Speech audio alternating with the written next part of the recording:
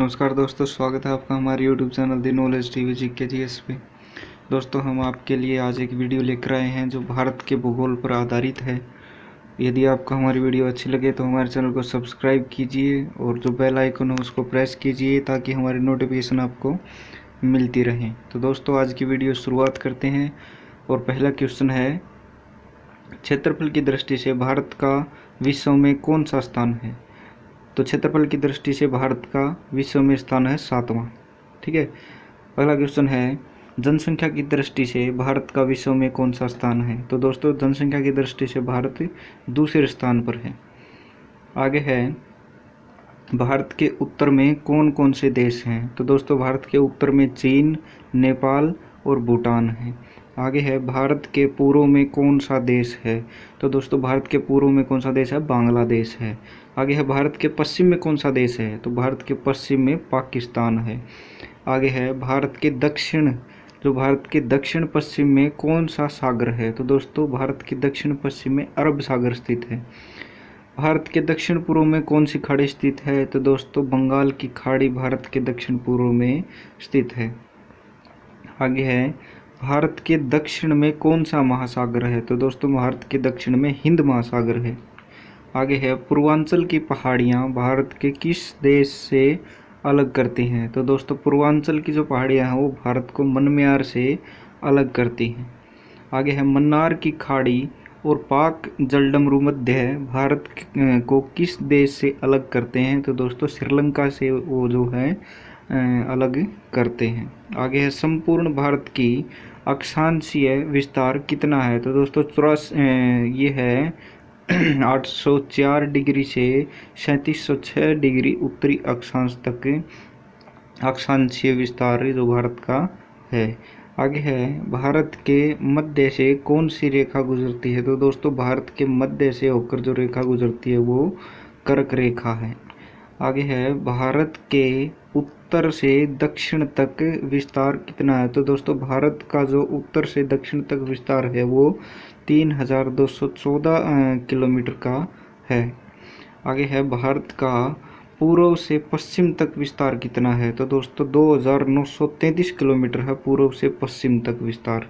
आगे है, अंडमान निकोबार द्वीप समूह कहाँ स्थित हैं? तो दोस्तों, ये बंगाल की खाड़ी में स्थित हैं। अगला क्वेश्चन है, लक्षद्वीप कहाँ स्थित है? तो दोस्तों, लक्षद्वीप जो है वो अरब सागर में स्थित है। आगे है, भारत का दक्षिणतम छोर क्या कहलाता है? तो दोस्तों, भारत का जो दक्षिणतम छोर है वो इंदिरा पॉइंट के नाम से जाना जाता है।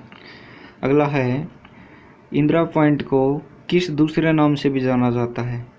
तो दोस्तों, दूसरा जो नाम है इसका वो है पिगमिलियन पॉइंट। जो पिगमिलियन पॉइंट है वो इंदिरा पॉइंट का दूसरा नाम है।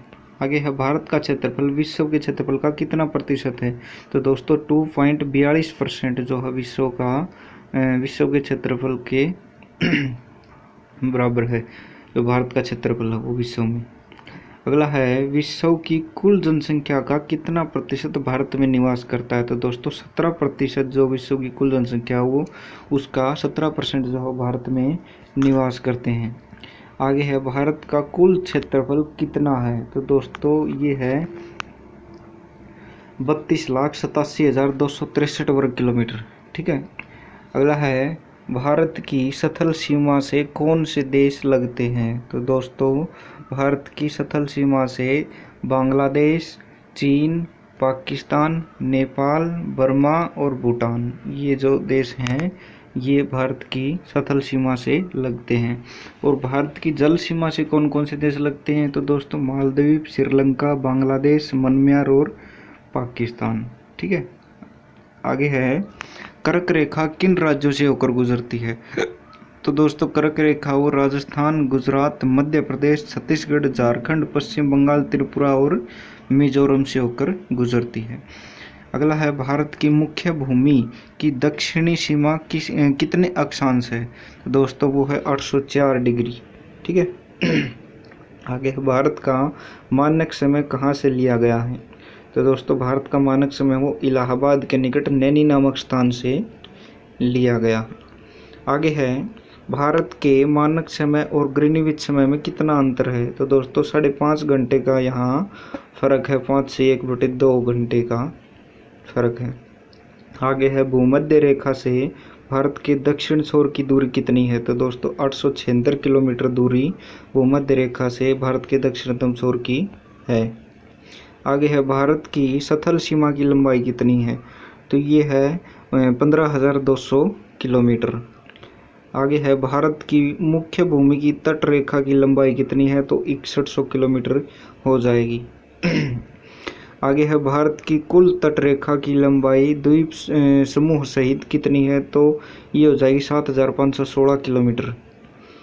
आगे है संपूर्ण भारत के कितने प्रतिशत भाग पर पर्वत और पहाड़ियों का विस्तार है? तो दोस्तों भारत में 28.8% भाग पर पहाड़ियाँ विस्तृत हैं। ठीक है। आगे संपूर्ण भारत के कितने क्षेत्रफल पर मैदान विस्तृत है? तो दोस्तों 44% क्षेत्रफल पर क्या है? मैदान विस्तृत हैं। आगे है भारत में समुद्र तट रेखा वाले राज्यों की कुल संख्या कितनी है? तो वो है 9। अगला क्वेश्चन है किस राज्य की समुद्र तट रेखा सबसे लंबी है? तो दोस्तों ये है गुजरात राज्य की। अगला है कर्क रेखा भारत के कितने राज्यों से होकर गुजरती है? तो ये है 8 राज्यों से। अगला क्वेश्चन है भूमध्य रेखा के निकट कौन सा स्थान लगता है? तो वो लगता है इंदिरा पॉइंट। अगला क्वेश्चन है इंदिरा पॉइंट कहाँ स्थित है? ये है अंडमान निकोबार द्वीप समूह में। अगला है किस राज्य की समुद्र तट रेखा सबसे छोटी है? तो ये है गोवा की। अगला क्वेश्चन है भारत की सथल सीमा किस देश के साथ सबसे ज़्यादा लगती है? तो वो है बांग्लादेश के साथ। अगला क्वेश्चन है भारत का कौन सा भू आकृतिक भाग प्राचीन है? तो वो है प्रायद्वीपीय पठार। अगला क्वेश्चन है भारत के पूर्वी समुद्र तट को किस नाम से जाना जाता है? उत्तर हो जाएगा कोरोमंडल तट के नाम से। अगला क्वेश्चन है कोंकण तट कहाँ से कहाँ तक स्थित है? तो दोस्तों ये कोंकण जो तट है ये गोवा से दमन तक स्थित है। अगला क्वेश्चन है लक्षद्वीप समूह के द्वीपों की उत्पत्ति किसके द्वारा हुई है? तो दोस्तों ये हुई है परवाल के द्वारा।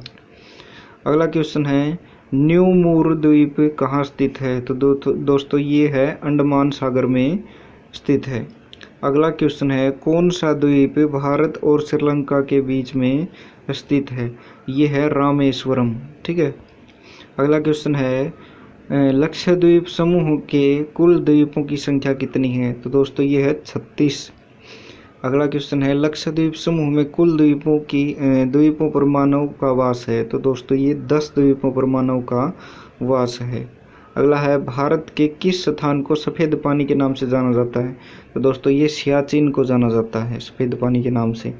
जम्मू कश्मीर का वह हिस्सा जो चीन के अधिकार में है क्या कहलाता है?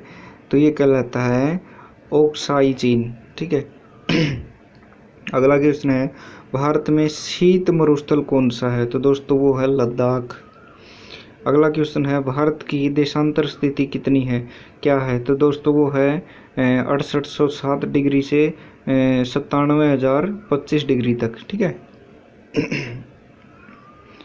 68 डिग्री 7 से 97 डिग्री 25 तक है। सॉरी दोस्तों गलती हो गई, मिस्टेक से हो जाता है। अगला है भारत में कितने केंद्र शासित प्रदेश हैं? तो दोस्तों ये संख्या जो वो बदल चुकी है, 9 हो चुके हैं।